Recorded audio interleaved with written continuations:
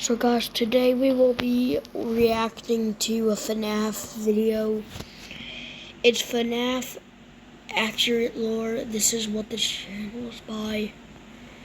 We'll be reacting to the first part. Let me know if you want me to react to the second part.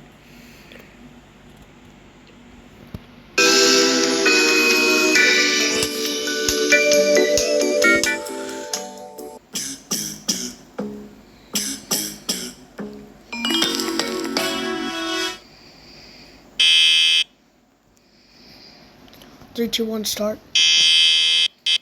But hey, that's just a theory. A game theory. Thanks for watching. Hey you. You look like you're interested in some FNAF lore.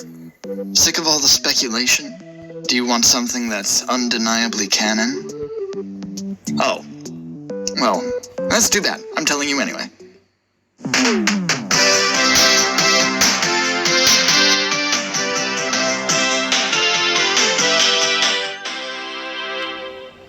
The year was 1983, January to be exact. Local nobodies Henry Emily and William Afton were walking down the streets of Hurricane, Utah, when suddenly they noticed that not once in their life have they ever caught a glimpse of a yellow grizzly bear. It was then their fates were sealed, and they knew that they must fulfill their destiny. Henry and William were something of robotics enthusiasts, so they finally used their untapped potential to create the most realistic animatronic bear imaginable. On their first attempt, they made a decrepit, muddy yellow bear with giant teeth and claws. This wasn't realistic. William, however, remembered that in the trunk of his car rested a cluster of discs that could emit audio frequencies that would fool people into seeing real bears. They slapped those bad boys on this animatronic, and suddenly it took the form of a beautiful golden grizzly, who they then named Ferdinand von Bernard. Not only did he look the part and have a voice like honey butter, but the mind-altering audio accidentally gave him sentience and cosmic power beyond our human understanding. This was very dangerous, but the partners in furry shenanigans were not swayed. That is, until the entire town evacuated at the sight of this golden beast. Turns out, people are scared of loose bears. Who would have thunk it? Of course, this fear wasn't for nothing. Ferdinand was caught dining on a local restaurant owner, and he fled from the crime scene before law enforcement could get to him. William and Henry realized they had been a slight bit overzealous with their first creation. Good thing is, literally nobody knew or cared who they were, so they got away with this scot-free. Later that month, they designed an animatronic simply based on Ferdinand's likeness. This character was quite a downgrade, being both simpler and stupider. This didn't matter to the duo, though, as they loved their creation, and with that, Fredbear was born. At first, they had nowhere to actually put him, so they opted for the dump. He was truly a diamond in the rough. Amazingly, this attempt at entertainment was amusing enough to the citizens of Hurricane that they gave William and Henry enough money to afford a recently vacated diner space. Fredbear was going to be a star. Unfortunately, this animatronic was extremely poorly designed, and their attempts at granting him artificial intelligence quickly turned sour. On February 31st, 1983, his first performance on stage in front of children prompted him to spontaneously combust from a nervous breakdown. William and Henry, heartbroken at this tragic event, cracked down to ensure this would never happen again. This also prompted William to threaten the United States government, and they met his demands to strike February 31st from the calendar forever. After that, they set their sights on making something with no flaws. But then they made springlock suits. In an attempt to both ease the animatronic's nerves and not allow them their legally required breaks, Henry and William created mechanisms that could lock the endoskeleton parts to the inner edges of the suit for a person to climb inside and cover for the character. For extra safety precautions, they created a partner for the new Fredbear 2.0 to ease his nerves. For some reason, the best name they came up with for Fredbear's partner was Spring Bonnie. William was insistent on this name, and Henry felt too threatened to argue against it. Where the safety precautions ended, however, was the fact that the spring locks holding the endoskeleton pieces away from a person's vital organs were made out of paper clips, and the lightest sneeze could set them off. Truly brilliant inventors, those two. The dynamic duo had now created a dynamic duo. William was the only one who had the nerve to actually test the springlock suit, and it turned out he enjoyed dancing around as a yellow rabbit a little too much. Henry was unbothered by this though, as William was still perfectly capable of handling their finances in character. A few months had gone by, and Fredbear's Family Diner was an absolute success. Not only were Fredbear and Spring Bonnie beloved by the now enlightened Mormon population of Utah, William even managed to lock in a deal with a low-budget animation studio in order to make a cartoon called Fredbear and Friends. The one downside, though, was the studio needed more characters and they refused any more yellow ones. Out of obligation, Leopold, Theodore, Mirabella, and Foxy were created. No, Mirabella's not yellow, she's Xanthophyll. You're just seeing things. Surely these blights to everything William and Henry stood for would never see the light of day in any other context.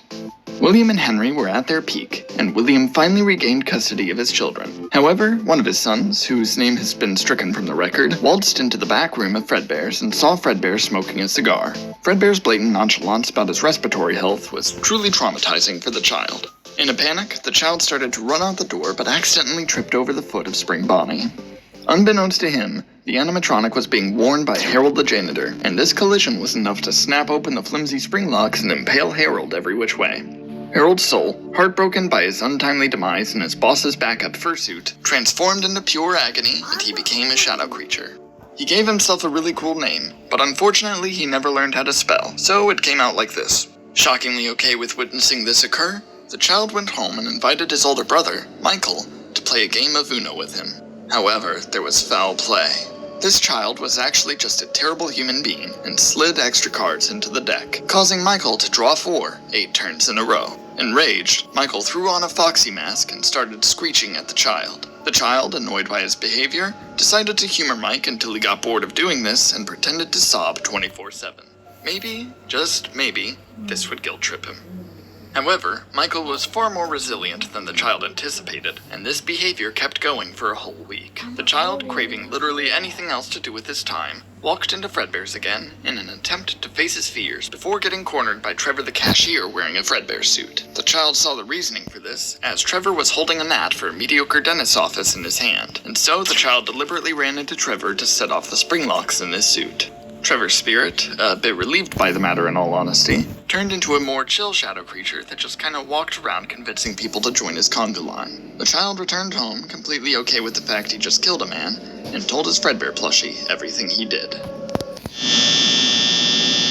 The next... With Fairlife Ultra Filtered Milk, you'll want to savor every moment. Next day, Michael and his Uno buddies barged into the child's room to take him to fuckingly told the child to give Fredbear a big kiss, which the animatronics boss's backup fursuit transformed into pure agony.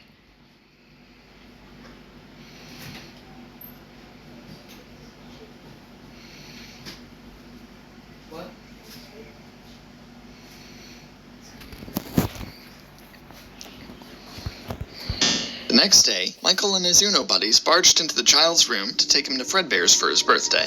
The child was still committing to the crying act, but this was a bad idea as it just made them come up with the idea of shoving him in Fredbear's mouth. So, that's exactly what they did. They mockingly told the child to give Fredbear a big kiss, which the animatronic took immediate notice of. This was a very dangerous situation for his career, so without thinking, Fredbear clamped down his jaw on the child's skull. This terrified Michael and his friends for about 5 seconds, until the child hopped out of it unscathed. Turns out, William and Henry gave the animatronics rubber teeth. Great safety feature. The child was livid and threatened to do the drop again. Mike didn't really know what this meant, but it sounded scary enough for his buddy Jeremy Fitzgerald II to knock the child unconscious with a chair. This only distressed Michael more, so he rushed the child to the hospital where he was diagnosed with a mild concussion. When the child awoke, he looked at Michael and told him that he never existed. When Michael asked what that was supposed to mean, the child fused with him and turned a little bit paler. This was just a very bad day for Michael. When he went to tell William about it, William had no clue what he meant by little brother. He told Mike to stop making up stories, trash that disrespectful mask, and take up engineering. This sounded good enough for him, so that's what he did. But, turns out, the employees at Fredbear's called the police because Harold and Trevor's bodies were just laying on the floor, and nobody cared to do anything about it until right then. So, the restaurant was shut down, and the news media blamed it on the bite of '83 in order to abruptly end Fredbear's career. They were just jealous. William and Henry were back to square one. Because of the abundant controversy and investigations, they laid low for a couple of years. But, in 1985, they finally opened a new location. With the amount of money they had earned from Fredbear's, they were luckily capable of buying out a new restaurant space with ease. Unfortunately, Fredbear was publicly executed 2 years prior. So, William and Henry did the unthinkable. They made animatronics of the cartoon characters they had made out of reluctant necessity. Leopold was their immediate decision for the new mascot, as he was actually a bear. He wasn't golden, but he would do. But that name didn't exactly resonate with the public, so after 5 seconds of brainstorming, they renamed him Freddy Fazbear. The initial plan was for him to be partnered with Spring Bonnie, but William refused to work with any type of grizzly that wasn't golden. So, Henry opted to rebrand Theodore to simply Bonnie, and that worked well enough. However, making these two characters so derivative of their superior counterparts worried Henry and William, as the public could possibly see through their ruse. So, they added another character to the band to distract people, Mirabella.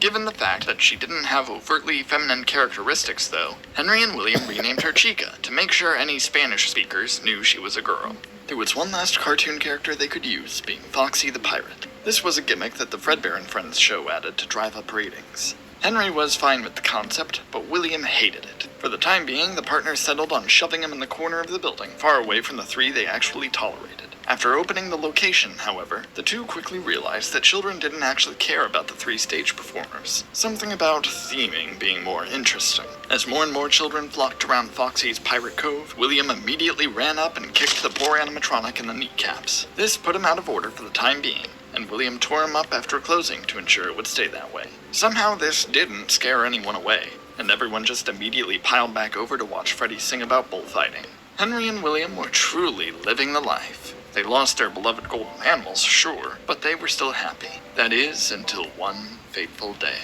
Hey, can I borrow $5? Yeah, sure. Well, not actually this specific day. It was 2 days after this that things fell to pieces. William, after a long day of work, was extremely hungry. You may be wondering why he didn't just eat dinner at Freddy's, but truth be told, he hated the pizza there. They blew all their budget on good tablecloths. So, instead, he opted to drive down to a local rundown Carl's Jr. on that fateful, rainy Tuesday night. Hello, I'd like an original Angus burger and a large Coca-Cola. That'll be $5, please. This was the moment that William Afton snapped. Where are my $5? In a fit of rage, William sped 1 mile over the speed limit and pulled up at Freddy's to enact revenge on Henry. However, by pure chance, Henry's daughter Charlie was locked out of the building. William, attempting to help her back in, looked at her in the eyes trying to explain his plight. However, with the rage in his heart at that very moment, his mere stare was a death sentence. Charlie flopped over immediately from this. William, panicking over this murder, threw her in the alley next to the restaurant and drove off before anyone could see what had happened. After this, the restaurant's security puppet, designed to keep track of the children assigned to it, walked out of the building to find Charlie. When it got to her body, her soul grew an attachment to the character, and she stuck around in hopes a new body would be made so she could fuse with it. You'd expect for this to be the end, but the sudden realization of his true power gave William an idea.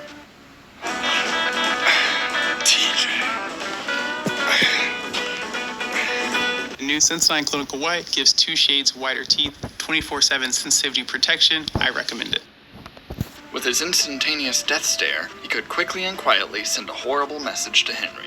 He circled back around to Freddy's and made a beeline toward the safe room that contained the retired Springlock suits.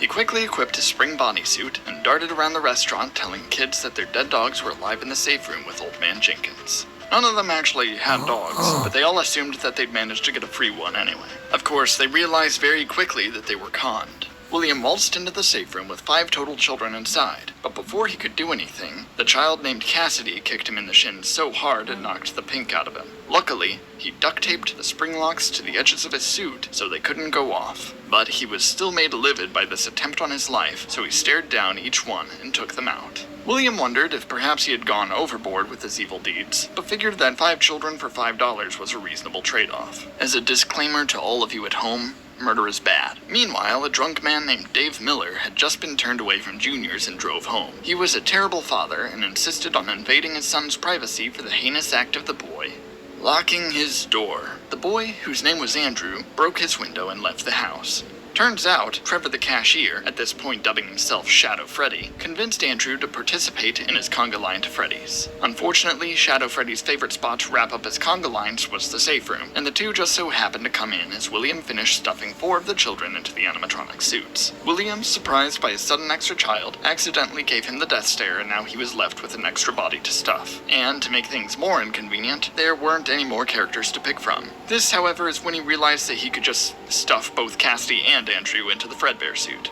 William knew nobody actually wore the thing, so he was certain it would go completely unnoticed. After this, he left the building like nothing happened, and drove home to sleep in his safe and comfy Spring Bonnie pajama suit. It was getting to be an obsession.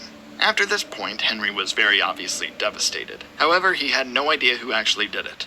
The cameras were broken, and the only accusations were that someone did it while in a mascot costume. Police promptly arrested a man from a completely unrelated pizzeria. Fortunately, Freddy's didn't get shut down for this, and Henry attempted to keep things going for a while. William had sent him a letter saying he was off on vacation for the time being, so Henry was left to handle finances on his lonesome. But, people rapidly started losing interest at Freddy's. The animatronic smelled horrible, and everyone finally noticed just how bad the pizza tasted. So, by year's end, the restaurant shut down. Henry decided to take a break from it all, and when William returned from vacation, he realized he could seize this opportunity and make a pizzeria with complete creative control. His daughter, Elizabeth, served as the perfect muse, and he proceeded to make an animatronic that looked nothing like her. He named it Circus Baby. Don't ask why, it's not elaborated on. However, after telling Elizabeth all about this animatronic, he suddenly got the idea to use Baby for a different purpose than simple entertainment. William had recently noticed the animatronics from the closed Freddy's location acting strange, and upon further investigation, he discovered a substance that he called Remnant. His new idea entailed having Baby and a new set of animatronics themed after her work together in order to collect more Remnant from children. So, he made Funtime Freddy and Bon Bon for easy marketing appeal. Then, he finally remade Foxy in his own vision, stripping all of that filthy pirate gimmick from him and making him a lovely coat of white and pink. Funtime Foxy was superior in every way, and his lack of originality meant that nobody would prefer her over the characters William actually wanted people to like. Finally, William made a character named Ballora. This one wasn't made for murder purposes so much as it was made out of contempt. For who? His ex-wife, Eleanor Schmidt. He craved to make an animatronic that was better at ballet than her. She was an accountant, so this was easy. However, upon coming to William's house to pick up Elizabeth for a week, Eleanor saw what he was building. Angered by the fact that this character was better at ballet than her, a woman who never once thought about it until right then, she fused with Ballora in a fit of rage, and now William was stuck with a robot wife that danced around his workshop every day. But, no matter. William secured a building to open this brand new sister location of Freddy's named Circus Baby's Pizza World, and progress was going smoothly. He had some test runs of the pizzeria and let some groups of people come there early for birthday parties. But this plan quickly turned sour as Elizabeth joined a party and ignored his specific demands not to see Baby. To William's surprise, children don't listen to you if you say not to play with something they want. As a result, Baby's murder equipment activated as soon as Elizabeth was alone with her. William instantly shut down development on the restaurant. He was very distraught over this, which maybe he should have considered before trying to murder more children. Despite the local population being completely confused by this sudden turn of events, William blamed it on gas leaks and never spoke of it, and instead went back to Henry for them to start work on a new Freddy's location. For a while, they planned on just fixing up the old animatronics from the previous location and scrubbing them down to fix the odor problem. However, William caught sight of Foxy and formed a new idea in his head out of pure hatred. He told Henry his idea for the new design philosophy of the animatronics he had in mind. He introduced a newfangled plastic finish, flashy makeup, and to top it all off, William unleashed his newfound obsession with prefixes and dubbed them toy animatronics. In order to further justify this decision, he also proposed bringing back the security puppet character as just a normal marionette, and finally created the hero of this universe, Balloon Boy. Getting all of that out of the way, William went straight to explaining to Henry why Foxy needed to be white and pink.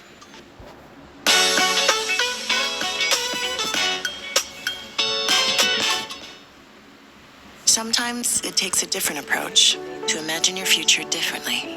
Okay. With Capella University's game-changing FlexPath format, you can earn your... Straight to explaining to Henry why Foxy needed to be white and pink. And with that, the new face of Freddy's was underway.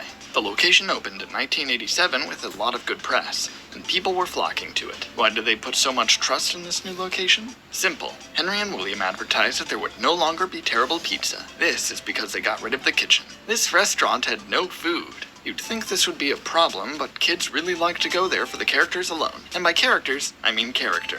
As even despite William's every last effort of making Foxy relevant, the kids now flocked to Toy Foxy's Kids Cove to tear him apart and put her back together. They thought they could make him look better, but without technical experience, she looked less like a pirate and more like a metal tumbleweed. William had now found a new rage spurred by Foxy's mere existence, and so he enacted a second missing children's incident to cripple the restaurant's success. This time, however, Henry had been paying attention. He saw the camera recordings of Spring Bonnie luring children to the safe room and realized that William was behind this the entire time. He immediately fired William and told him to never show his face again. William realized that this was a big problem. Henry may have let him off easy by not calling the authorities, but if anyone else checked anything, he'd be caught for sure. So, after ruffling through old newspapers about his murders to see if he liked any of the parents' names, he stole the name Dave Miller and applied for a job as a night guard at the location. Using this position, he tampered with the facial recognition scanners they implemented in the animatronics and wiped the camera recordings clean. On top of this, he beat up all of the old animatronics just to put them in their place after seeing Freddy walk around. He even tore off Bonnie's face for not being deserving of the mantle he once bore. Bonnie, possessed by little Jeremy Fitzgerald, was merely a prophecy of more face trauma to come for that bloodline. After getting done with that, William could have sworn he saw the puppet floating around whispering to everything it could see. This made him wonder if this was actually Charlie, but he didn't care enough to check, so he left it alone. The new set of children, though? William hadn't bothered actually stuffing them anywhere, so the puppet guided them to select new vessels of their own. Instead of individual characters like it was expecting, though, all of them voluntarily possessed Balloon Boy just because it was mildly amusing. William, still presenting as Dave, tried to maintain a job as a day shift guard after this, but was quickly fired for having bad vibes. Also, he kept going into the parts and service room to kick the old Foxy animatronic in the shins. Now that the night guard position was open, one of Michael Afton's old Uno buddies applied for the job, Jeremy Fitzgerald II. He was actually pretty decent at it, but it got extremely stressful because Balloon Boy staged a coup against him with the other animatronics. So, once the week was over, he transferred over to the day shift position. Balloon Boy wasn't going to let Jeremy get away free though, and proceeded to publicly attack him and bite out his frontal lobe. Wow. That face trauma prophecy came true quickly.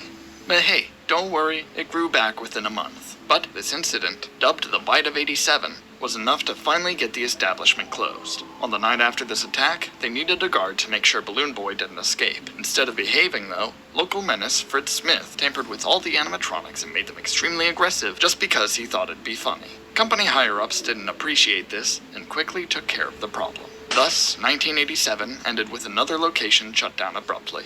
Henry scrapped all the toy animatronics after this except for Toy Freddy and the puppet. Turns out Toy Freddy was already retiring, as he really wanted to become a gamer. His endeavors were successful and he led a happy life. The puppet, meanwhile, just vanished. Henry, spooked by the idea of a sock monkey with a clown mask coming back to haunt him, started making blueprints for a counterattack if that day ever came. Now, Henry had his sights set on repairing and reusing the old animatronics for one last attempt at the pizzeria business without William in his way. However, this plan was easier said than done. Henry, with all of his financial incompetence, had next to no funds to enact this idea. So, he briefly attempted a public fund to try and get money. After a day of trying, he gave up with exactly $0 earned. Henry was broke, sure, but he had some powerful resolve. So, he decided to steal back the building he and William used in 1985 to recycle for his new pizzeria. Despite this being very much illegal, nobody actually wanted to use the building given its history, so the city decided not to bother Henry when he claimed it back as his. Being a one-man show, Henry had to take his sweet time renovating the place. But, after about a year, he managed to open it back up with somewhat new animatronics, and, to his surprise, he was actually moderately successful. Due to a dwindling bear population in Utah, there was growing demand to see one in person, and the populace reluctantly decided that Freddy Fazbear's Pizza was their best shot at doing so. Unfortunately, the working conditions were very much terrible. The most loyal employee of Fazbear Entertainment, only known by his co-workers as Phone Guy, was assassinated by the animatronics during his final week of working the night shift due to looking suspiciously purple. The good thing is, he had recorded a helpful guide on how to not get assassinated right before getting assassinated. Henry was not ready to let this casualty of his negligence ruin things for him though, so he covered up Phone Guy's death and business went as usual afterward. William, still being unemployed and bored, decided now was a good time to take revenge on Henry. Again, he realized that he still had an entire stockpile of animatronics he never got to use. With the power of legal loopholes, he managed to kickstart Circus Baby's entertainment and rentals. For suspiciously low prices, the average family could have a giant chrome animatronic shipped to their doorstep to throw parties for their children. What could go wrong? Well, Baby's eyes were green. For a moment, William thought he just misremembered her eye color, but then she started talking to him about very personal matters, and he realized Elizabeth had possessed her. Instead of doing anything immediate to solve this problem, he locked her in the rental facility and wrote a note on the fridge to take care of it later. Come on in. We can't keep these must-have gifts under wraps any longer. The Epson EcoTank printer is perfect for productive families. Locked her in the rental facility and wrote a note on the fridge to take care of it later. After a few more years, Michael Afton finally graduated engineering school and came back home. William was delighted by his son's return, as he was conveniently useful for his newest plot against Henry. However, he wanted Michael to be fully prepared for what was to come, so William locked Mike into a crude replica of their house that vaguely resembled the layout of Freddy's. In this fake house, William had prepared makeshift animatronics with dangerously high safety hazards to attack Michael, so he could learn how to defend himself against the real deal. After roughly a week of watching Mike handle the process, William noticed something went wrong. Something broke into the fake house. Upon further investigation, he discovered some discarded audio discs lying on the ground. It was Ferdinand von Bernard. Having wandered the wilds of Utah for exactly a decade, he returned to Hurricane to wreak havoc on his creators. So, he targeted William's favorite, only, son using his unaltered form. But Mike was resilient, and he managed to avoid Ferdinand long enough that he got bored, reapplied his audio discs, and finally wandered away. Given the unplanned attack on Michael, William ended the testing process and gaslit Mike into believing it was all just a nightmare before changing the subject to getting a job. To ensure that Henry wouldn't tell Michael what he knows about his father, William told Mike that he should apply using his mother's maiden name rather than Afton. That way he doesn't draw attention to himself for being related to everyone's favorite former manager, of course. So, Mike Schmidt worked for a whole week at this place. The animatronics tried to assassinate him due to his good looks, or so he assumed. After working an extra night and being applauded by Henry, he was then instructed by William to sabotage the animatronics using his new engineering skills. Why do I need to disable their AI? It builds character. And Henry still owes me $5. Michael wasn't buying this, so he decided to do the exact opposite and crank them all up to the maximum setting to challenge himself for the end of his week. But due to the animatronic scent rubbing off on him, Henry fired him for body odor and inadvertently caused a personal grudge. Before leaving, Mike snuck into the back and disabled all of the animatronic systems to spite Henry. Now that the animatronics didn't work, everyone stopped caring about Freddy's again. Henry's profits plummeted, and he was ultimately forced to shut the place down by the end of 1993. After hearing this news, William was ecstatic. He began marketing the Circus Baby rental service even harder and proceeded to begin his final plan. William had needed Freddy's closed for more reasons than just spite. The Fun Times Remnant collection was not working as frequently as he hoped, and if he wanted to understand the substance at all, he needed more of it quickly. So, he made sure he had free reign to tear apart the animatronics to harvest their remnant and leave. After sneaking into the now abandoned Freddy's, he set up camp in the safe room since the animatronics were programmed not to go in there. But then he remembered Michael had completely deactivated them, and they would only move if the souls possessing them were motivated enough to. Luckily, Shadow Freddy suddenly appeared, and William bribed him to start a conga line leading into the safe room so he could dismantle all the animatronics. His plan worked flawlessly. In the animatronics' weakened state, William was able to tear them apart using nothing but his bare hands. Unfortunately for him, some of the remnant spilled and formed into the visible spirits of the missing children. Terrified that they might be able to kick him in the shins, he ran to his trusty spring Bonnie suit and put it back on for the first time since 1987. Feeling empowered despite this accomplishing nothing, William began to laugh at the ghosts. But, in his self-indulgent celebration, he failed to realize that the duct tape holding back the spring locks had fallen off, and the leaky ceiling proceeded to snap them shut. The ghosts, finding his inconvenience hilarious, faded away for the time being so they could gossip about him elsewhere. While normally being impaled like this would result in immediate death, the spring lock failures these suits cause are painful enough to consistently cause so much agony that life is maintained in some way. While Harold the janitor got the short end of the stick and became a miserable shadow creature, William was now one with his beloved rabbit suit. Realizing he wasn't gonna properly die anytime soon, William Afton came up with a new name for his new form. He called himself Springtrap. And with that, we end this chapter of the timeline. Wait, but what about the rest of it? I'm drawing it out. For suspense. And this is a lot to cover, but pretend it's only for suspense. But what about Ferdinand von... Don't worry about him. I'm sure he won't do anything crazy before this is all done. Alright, goodbye for now.